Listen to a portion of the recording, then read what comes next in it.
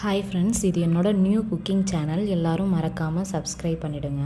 நிறைய பேருக்கு தெரியாது விரால் மீன் எவ்வளோ டேஸ்ட்டாக இருக்கும். நான் அதை வச்சு தான் இன்றைக்கி குக் பண்ண போகிறோம். பெரிய லெமன் சைஸ் புளி எடுத்து கொஞ்சம் ஊற வச்சுக்கலாம். 10 சின்ன வெங்காயம், 2 தக்காளி, 5-6 பச்சை மிளகா, 4 பீஸ் மாங்காய் எல்லாத்தையும் கட் பண்ணி வச்சுக்கோங்க. பேன் சூடானதும் ஆயில் ஊற்றிக்கோங்க. ஆயில் சூடானதும் வெந்தயத்தை போட்டுக்கோங்க. ஸ்டவ்வை சிம்லேயே வச்சுக்கோங்க, இல்லைன்னா எல்லாமே கருகிடும். மீன் குழம்புக்கு எப்போவுமே வெந்தயம் தான் டேஸ்ட்டாக இருக்கும். இப்போ கட் பண்ணி வச்சுருக்க வெங்காயத்தை சேர்த்துக்கோங்க. 3 பல் பூண்டை நல்லா நறுக்கி சேர்த்துக்கோங்க.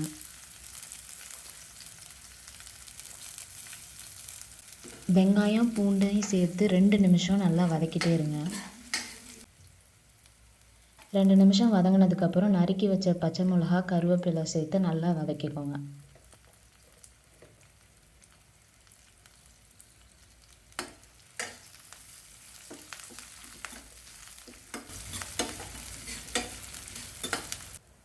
இப்போ 2 தக்காளி சேர்த்துக்கோங்க. புளி ஊற்றுறதுனால 2 தக்காளி போதும்.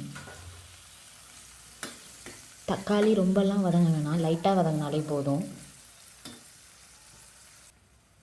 இது கூட 2 ஸ்பூன் மல்லித்தூள், 1½ ஸ்பூன் மிளகாய்த்தூள் போட்டுக்கோங்க.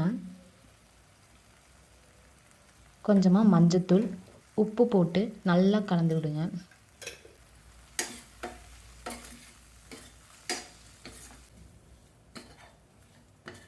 ஒரு டம்ளர் தண்ணி ஊற்றி 5 நிமிஷம் மசாலாவை நல்லா கொதிக்க வச்சுக்கோங்க.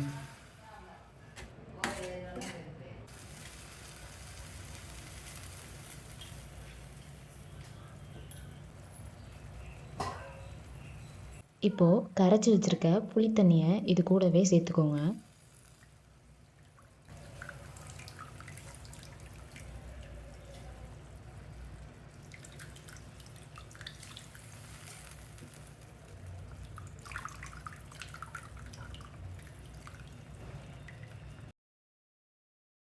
புளி தண்ணியை ஊற்றுனதுக்கப்புறம் 5 நிமிஷம் நல்லா கொதிக்கட்டும்.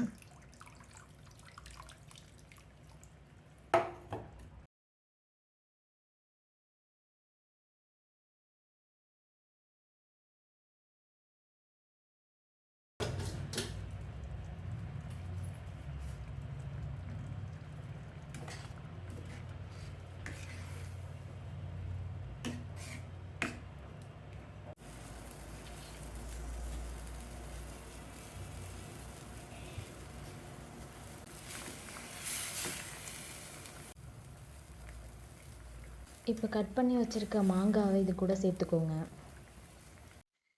2 நிமிஷம் மாங்காய் கொதித்ததும் இப்போ மீனை இது கூட சேர்த்துக்கலாம்.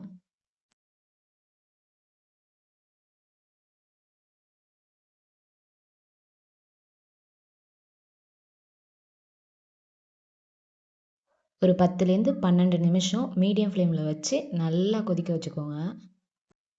இந்த மீன் குழம்பு செய்கிறதுக்கு தனியாக எதுவுமே செய்ய வேண்டியதில்லை. வீட்டில் உள்ள மல்லித்தூள், மிளகாய்த்தூள் போட்டாலே குழம்பு சூப்பராக இருக்கும். மறக்காமல் சேனலை சப்ஸ்கிரைப் பண்ணிவிடுங்க.